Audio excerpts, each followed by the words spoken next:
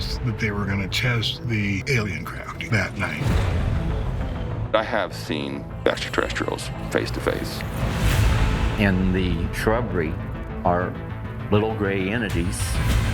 UFOs land in front of them. They're in Antarctica. They felt distressed because they were captured.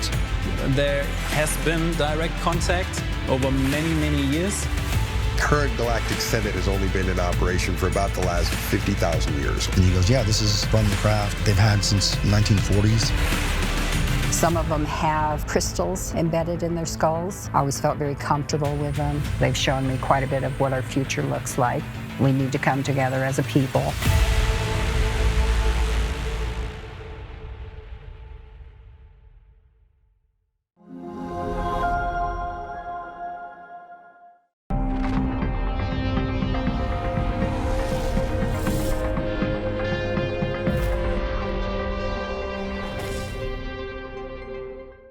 Welcome to Cosmic Disclosure. I'm your host, George Noory, and I'm here with Emery Smith, and we will be talking about space salvaging in this episode. Emery, welcome back to Cosmic Disclosure. Well, hi, George. Thanks for having me. What the heck is space salvaging?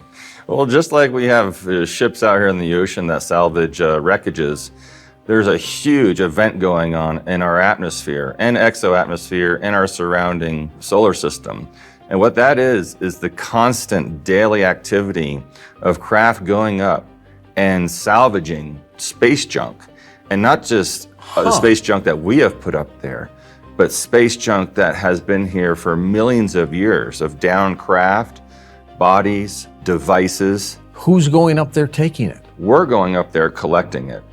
The human civilization, the corporations have contracted out major rocket entities to send up these craft. Now, there are space stations up there already with these technicians and mechanics that are up there all the time. And they are collecting this material and putting it on these capsules and sending it back down to Earth, where we retrieve them from the ocean and take it back to our laboratories and study whether it's fibers or metals or composites or bodies even. It's space junk though, isn't it?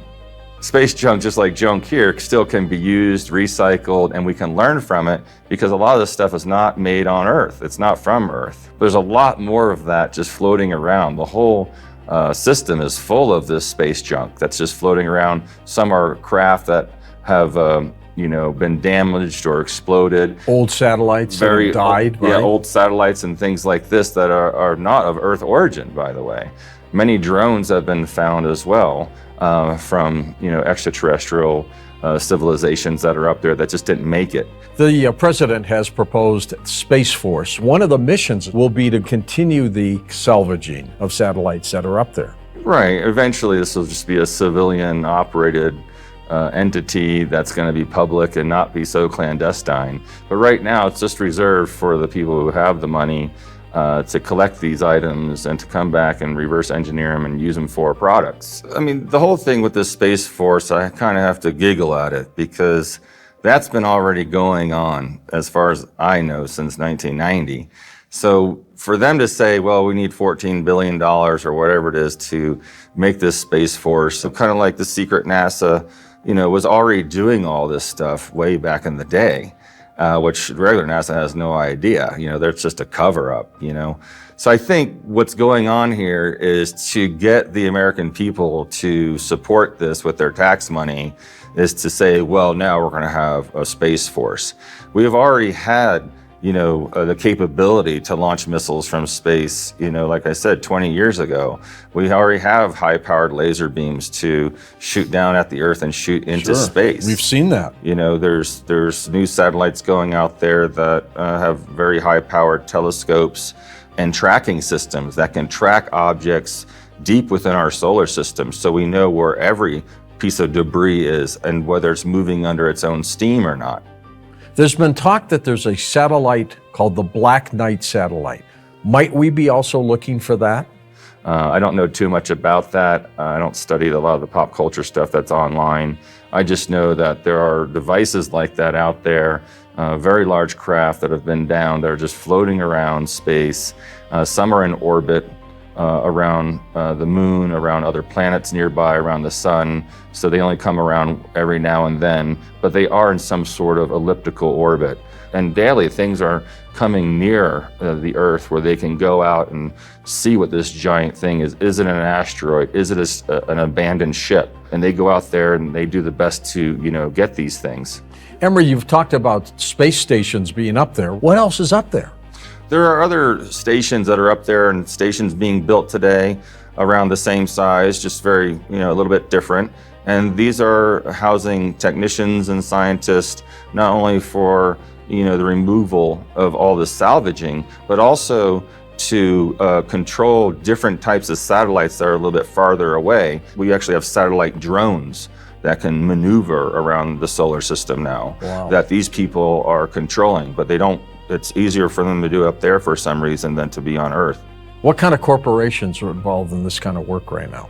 All the aerospace scientific corporations, I won't say names, but everyone. But we know them. You guys already know them. And they also have sub-entities under them, and they make sub-corporations under these corporations to make it look like they're not really with that corporation.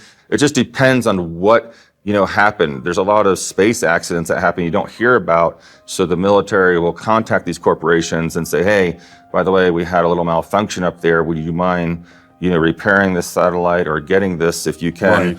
They have their own smaller space shuttles. They're smaller than our space shuttle that maneuver around space and around our atmosphere and exo-atmosphere. There's also very smaller versions of these they're like pods. So think of like a motorcycle pod that you can go around space just for 1 or 2 people.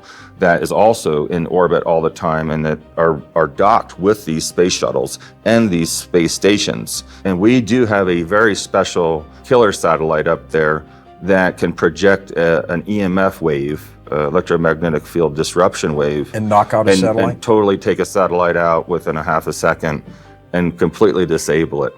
But I also can't understand is, we're gonna put all these, weapons in space, but, someone with a high-powered electromagnetic frequency pulse generator could actually, take one out from here. They have special satellites and radars out there that pick up on these types of electromagnetic pulse bursts. So they can basically hone in and triangulate exactly where it came from. Well, where it came from, but who sent it up there? Everything that leaves the atmosphere on Earth is monitored. So if there is a corporation or a country launching anything into the atmosphere, that's going to be a high threat satellite where they're going to monitor that very closely and see what type of frequencies it's delivering, also shoot it with X-rays and, basically pick it apart from very, very far away. The Soviet Union sent up a satellite around one of Mars's moons many years ago, and there was a picture of an object approaching that satellite, and all of a sudden, that satellite went dead. I think it was an extraterrestrial craft. Possible? Very possible. Anything that kind of leaves our exo-atmosphere that goes beyond that is under strict surveillance.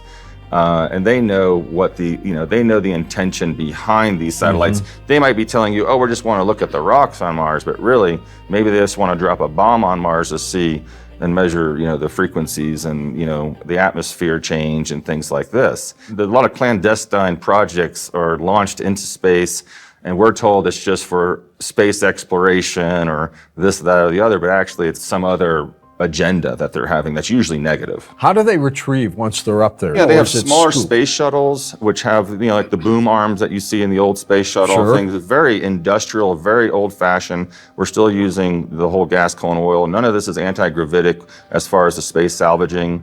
It's a very old-school, archaic way of, going up there still with rocket fuel, bringing supplies up there. That's why all these rockets keep going up there. These little space buggies, I was telling about the little motorcycle things that float around, have these crab-like arms to get very small objects that are located. Then they bring that back to the shuttle, and then they go back to the space station. And that constantly is just this ongoing daily activity. When you talk about retrieving bodies, what bodies are we talking about? Well, there's been accidents in space, and every now and then a body is returned, a frozen body from space. Could be human extraterrestrial. They weren't born on planet Earth, I'll say. Okay, they may have been a hybridization Right, program. hybridization. Many different species With have been human collected, DNA? by the way.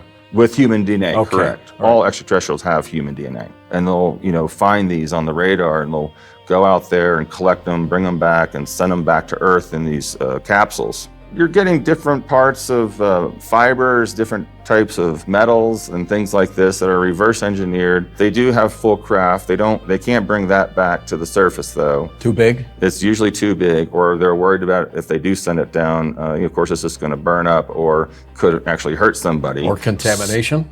Or contamination. That's possible. So what they do is they send these salvagers out there to take apart the craft or to document it and video it and learn as much as they can, take pieces of it, shoot it with very advanced radar technologies to see what's inside the walls, to see what the propulsion units are, these types of things. If you enjoyed this, make sure to watch the next video on Awaken Zone. Don't forget to subscribe and hit the notification bell, but you won't want to miss what's coming next.